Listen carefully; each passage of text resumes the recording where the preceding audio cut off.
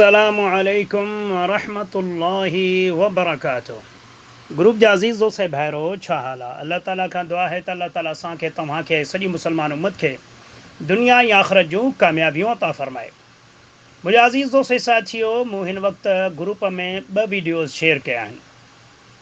हिकु वीडियो में बरेलवियुनि जो मुफ्ती अकमल साहब खां सवाल कयो वियो आहे त 6 कलमा जेके पढ़ाया था वञनि असांजे मुआशरे में आम आहे, हर माण्हू पढ़े पियो थो। पहिरियों कलमो, ॿियो कलमो, टियों कलमो, चौथों कलमो, पंजो कलमो, छहों कलमो, इहो पढ़ायो थो वञे कि इहे 6 कलमा सेखारिया कंहिं, इहे कंहिंजे हुकुम सां पढ़ाया था वञनि। छा क़ुरान में लिखियलु आहे, छा हदीस में लिखियलु आहे, छा रसूलुल्लाह सल्लल्लाहु अलैहि वसल्लम सेखारियो आहे, छा सहाबा इहे कलमा पढ़िया आहिनि? 6 जिन्हनि खे 6 चयो थो वञे। इन हिसाब सां त अल्हम्दुलिल्लाह, छो त हींअर सोशल मीडिया जो दौर आहे, दूध का दूध पानी का पानी लॻो पियो आहे। केर बि ये 6 कलमे कहाँ से आया और किसने कोई ईजाद किया?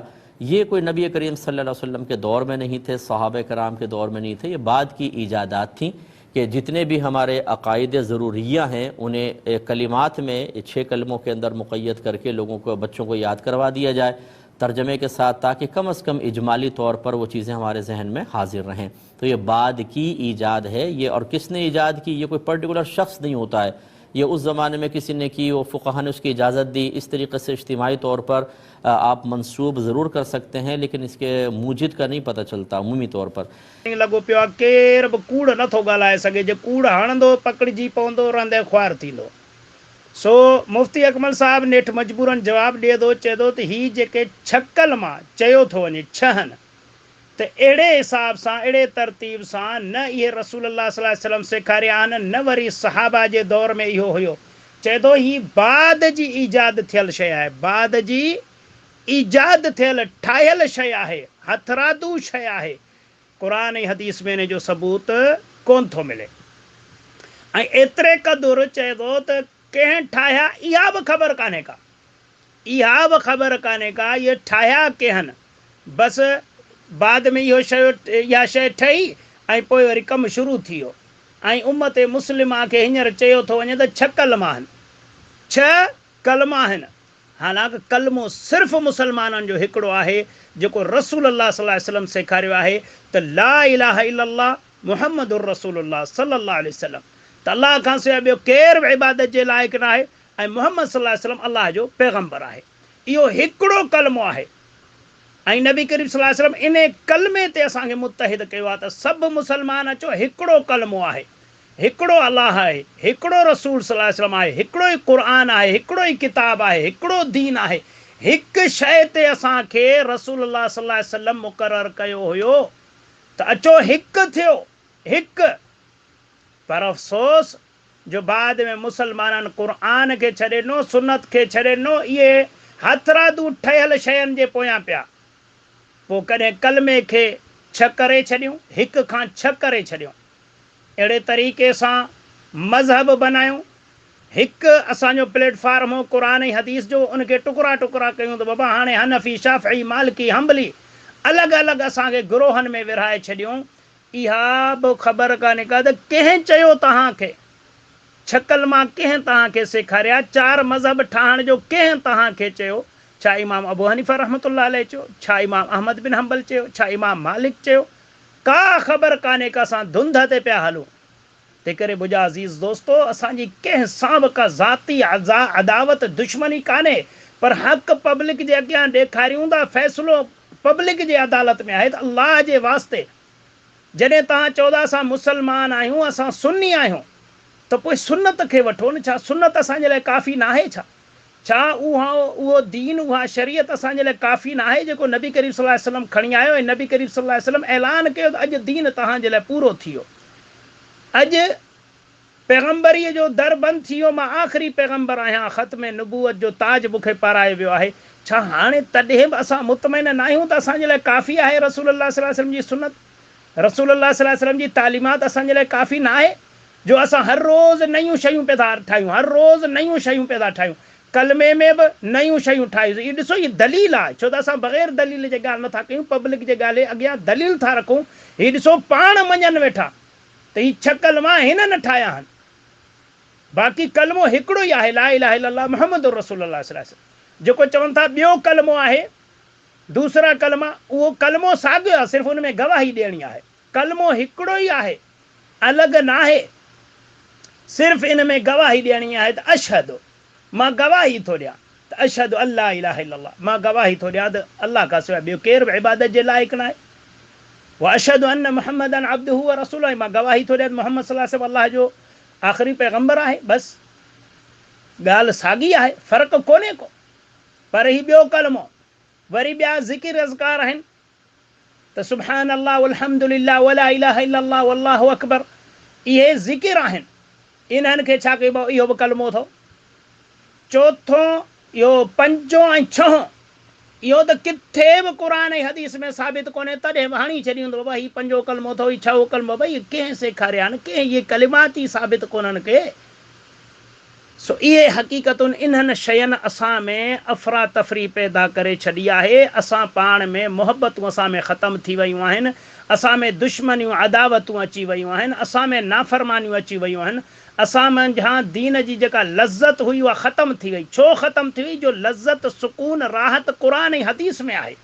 जॾहिं असां क़ुर ऐं हदीस खां हटियासीं, किसनि कहाणियुनि ख़्वाबनि जे पोयां पियासीं ऐं अहिड़े हथरादू दीन जे पोयां पियासीं, त पोइ हथरादू दीन में सुकून किथां ईंदो, किथां लज़्ज़त ईंदी, किथां मुहबत थींदी? पोइ ॾिसो न, को बि शइ आहे, का बि शइ आहे, पहिरियां उनखे भञणु ॾाढो ॾुखियो हूंदो आहे। मिसाल पथर आहे, पहिरियों वॾो पथर जेको हूंदो आहे उनखे भञण में तव्हांजी वॾी तकलीफ़ थींदी, तव्हां न भञे सघंदव। पर अगरि हिकिड़े चकर उन पथर खे, उन जबल खे तव्हां भॻो आहे, त हाणे तव्हां उन खां टुकड़ा टुकड़ा कंदा वञो, जेतिरा टुकड़ा वधंदा वेंदा ओतिरो ई आसानी थींदी, ओतिरो ई उहो पथर कमज़ोर थी वेंदो आहे। अहिड़े तरीक़े सां दीन इस्लाम में बि इहो धोखो असां सां कयो वियो। पहिरियां उनखे माना टोड़ियो वियो असुल खां, उनखे चइनि हिसनि में विरायो वियो। पोइ हाणे चइनि खां अॻिते हाणे ॾिसो केतिरो कमु वधी वियो आहे। हाणे पहिरियां हनफ़ी, शाफ़िई, मालिकी, हंबली, पोइ वरी हनफ़िन में वरी पोइ अलाए केतिरा पैदा थी विया, वरी देवबंदी बरेलवी थी विया, वरी देवबंदी बरेलविन में वरी अलाए केतिरा थी विया, कादरी थी विया, चिश्ती थी विया, सहरवर्दी थी विया, अलाए छा छा। हाणे आस्ते आस्ते टुकड़ा वधंदा था वञनि, हिन दौर तोड़ी उहे टुकड़ा वधंदा था वञनि। इस्लाम मुसलमाननि जो इतिहाद ॿधी ख़तमु थी वई। त उन्हनि जो मेन कारण छा आहे? इहे हथरादू शयूं ऐं असांजी जेका दुश्मनी अदावत आहे, इन जे बुनियाद ते त बाबा अचो क़ुर ऐं सुन्नत ते छॾियो किसनि कहाणियुनि खे, हथरादू शयुनि खे।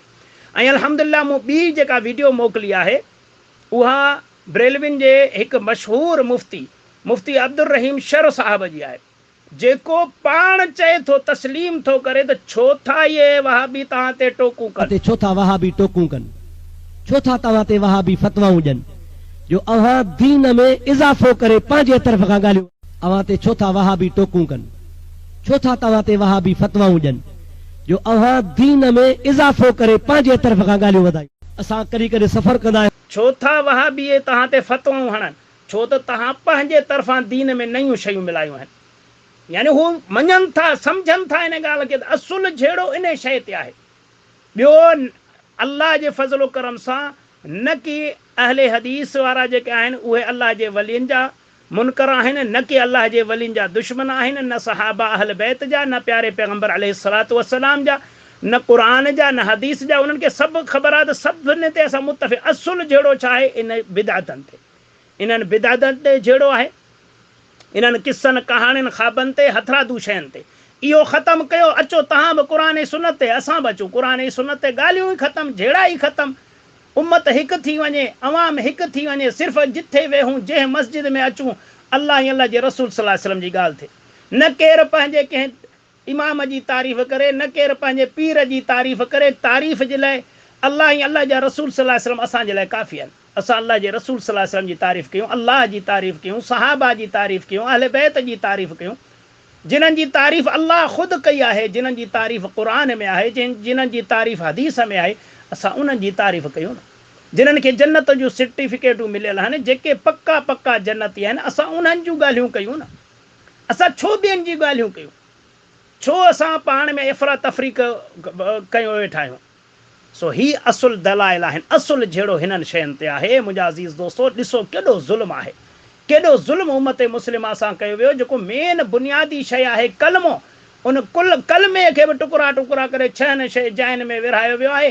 ऐं अॼु तूणी उम्मत खे ख़बर ई कान्हे का, इहो ॿुधायो ई कोन वियो आहे त हीउ जेको 5 ऐं 6 कलमो आहे, इहे मुर्गो हथरादू आहिनि। इहे क़ुरान हदीस में आहिनि ई कोन। न अल्लाह सेखारे, न अल्लाह जे रसूल सल्लल्लाहु अलैहि वसल्लम सेखारे, न सहाबा सेखारे, न अहल बैत सेखारे। असांजी वठ वठ आहे पंहिंजनि बचनि खे पिया सेखारियूं।